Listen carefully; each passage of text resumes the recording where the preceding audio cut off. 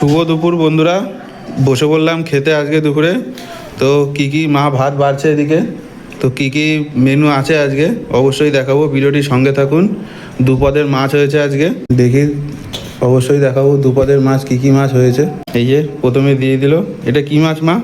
এটা ওই চাদা মাছ না কি মাছ একটা বলে বন্ধুরা, পমপ্লেট মাছের মতো দেখতে হয়, ছোট ছোট হয় অনেকটা। সেই মাছ দিয়ে সর্ষে দিয়ে ঝাল করেছে। এই যে অনেকটা পমপ্লেট মাছের মতো দেখতে।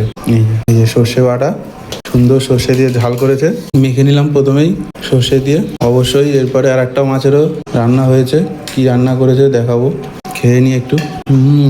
দারুণ সর্ষে বাটা, আমার এমনিও ভালো লাগে, সে যেই মাছের করুক ঝাল ঝাল করে বেশ বানানো সর্ষে বাটা। এই যে মাছটা ভাঙি এখন, অনেকটা পমপ্লেট মাছের মতো বন্ধুরা। এই পমপ্লেট মাছের যেরকম দেখতে সেরকমই দেখতে, কিন্তু একটু ছোট হয় সাইজে মাছগুলো। টেস্ট আছে মাছগুলো টেস্ট আছে। আর এইদিকে করেছে এই যে তেলাপিয়া মাছ দিয়ে পটল আলু দিয়ে পাতলা ঝোল, আর আমি খাচ্ছি সর্ষে বাটা দিয়ে। তো সর্ষে দিয়ে তো ওই মাছটা দারুণ খেলাম। এখন নিয়ে নিচ্ছি তেলাপিয়া মাছ দিয়ে পটল দিয়ে পাতলা ঝোল। বেশ, এই যে তেলাপিয়া মাছ আলু দিয়ে পটল দিয়ে পাতলা ঝোল বানানো, খেয়ে দেখি।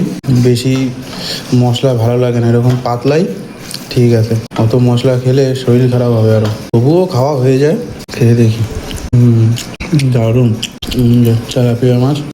তেলাপিয়া মাছ নিয়ে